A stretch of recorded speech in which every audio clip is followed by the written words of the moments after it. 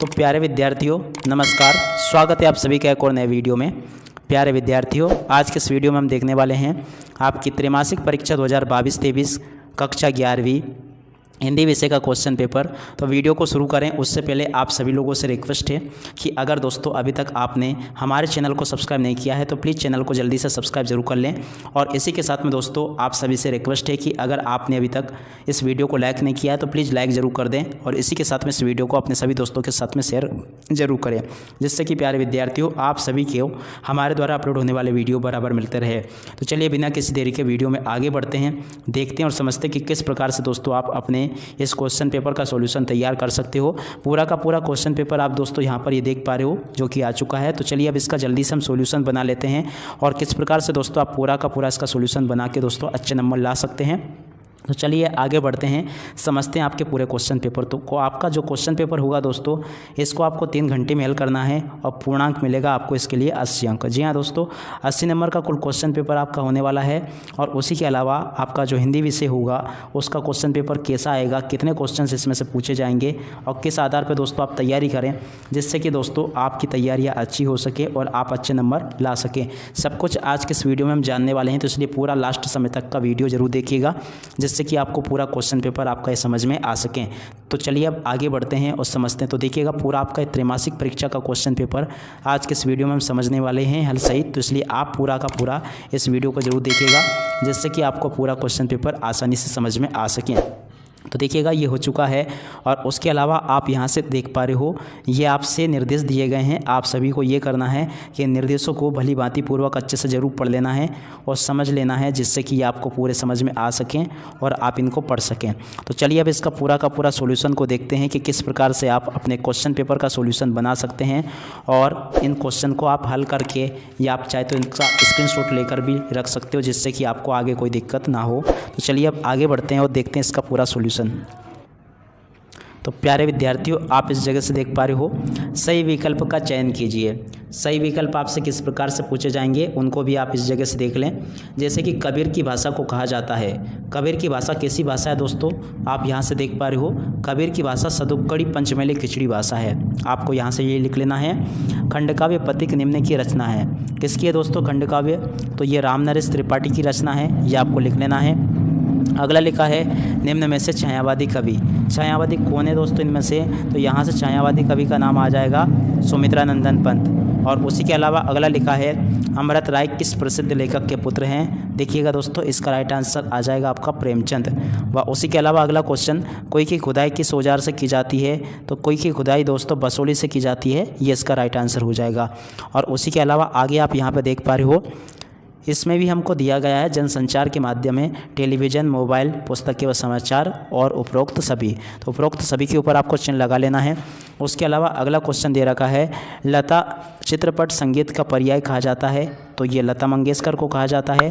अगला लिखा है हिंदी भाषा का पहला समाचार पत्र है, तो ये है दोस्तों उदंड मार्तंड। इसके अलावा अगला क्वेश्चन लिखा है वर्णों की गिनती पर आधारित छंद को कहते हैं। इस छंद को दोस्तों वर्णिक छंद कहते हैं, आपको ये लिख लेना है।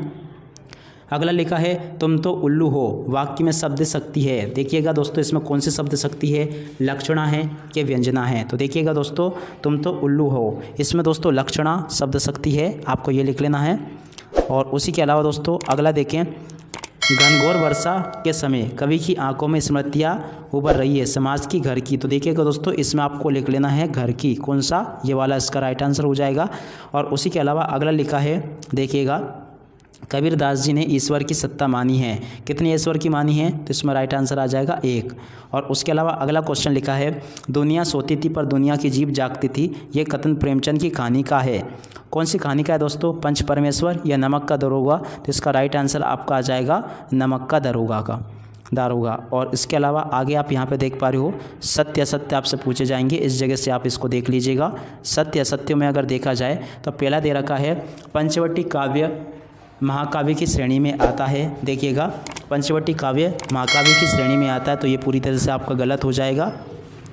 अगला लिखा है भक्ति काल के प्रमुख कवि सूर, तुलसी, मीरा और कबीरदास हैं, तो ये पूरी तरह से सही है। इसके अलावा अगला क्वेश्चन लिखा है पुरोहित वंशीधर अपने पुत्र को पढ़ा लिखा कर बड़ा आदमी बनाना चाहते थे। तो देखिएगा ये भी आपका सही है। मियां नसरुद्दीन केवल 5 किस्म की रोटियां पकाने के लिए मशहूर थे, तो ये भी आपका असत्य हो जाएगा। अगला लिखा है स्वर कोकिला सरोजनी नायडू को माना जाता है, तो ये भी आपका असत्य है। सुमित्रा नंदन पंत प्रकृति के सुकुमार कवि है, तो ये भी आपका सही हो जाएगा। और उसके अलावा दोस्तों आगे लिखा है, तो आगे के कुछ क्वेश्चंस यहाँ पर आपको दिए गए हैं, आप यहाँ से इनको देख लें और समझ लें। देखिएगा पहला क्वेश्चन दे रखा है सही जोड़ी बनाइए। सही जोड़ी को आप किस प्रकार से मिलान कर सकते हो वो भी हम देखते हैं। कबीरदास जी का जन्म कब हुआ था, आपको ये बताना है। दिल्ली के निकट, देखिएगा आप यहाँ से देख लें, कबीरदास जी का जन्म कब हुआ था, दिल्ली के निकट सिही गांव में हुआ था। इसके अलावा नरसी जीरो मायरो, ये किसकी रचना है दोस्तों, ये रचना है मीराबाई की। किसकी, ये इसकी रचना है मीराबाई की, तो आप इसकी जोड़ी मीराबाई से मिलाएं। नरसी जीरो मायरो किसकी रचना है, मीराबाई की। इसके अलावा स्वर साम्राज्ञी, स्वर साम्राज्ञी कौन है दोस्तों, तो इसकी जोड़ी मिलानी है आपको, लता मंगेशकर। कौन है, लता मंगेशकर। इसके अलावा अगला लिखा है अनुपम मिश्र, अनुपम मिश्र की आपको लगानी है राजस्थान की रजत बूंदे। शेखर जोशी, शेखर जोशी की जोड़ी आपको मिला लेनी है किससे, शेखर जोशी की जोड़ी आपकी मिल जाएगी गलता लोहा। किससे, गलता लोहा से मिल जाएगी। कहानी सम्राट कौन है दोस्तों, कहानी सम्राट मुंशी प्रेमचंद को कहते हैं, तो इसकी जोड़ी इससे मिल जाएगी। व उसी के अलावा दोस्तों आगे आप यहाँ पे देख पा रहे हो, एक शब्द या एक वाक्य में उत्तर। मीराबाई आजीवन किस इष्ट देव की आराधना करती रही, तो देखिएगा इसका राइट आंसर आपका आ जाएगा कृष्ण की। किसकी आराधना करती रही, कृष्ण की। इसके अलावा अगला क्वेश्चन आप यहाँ पे देख पा रहे हो, ईद का चांद होना मुहावरे का सही अर्थ लिखिए। ईद का चांद होना मुहावरे का सही अर्थ क्या है दोस्तों, तो देखिएगा इसका सही अर्थ है बड़े दिनों बाद मिलना।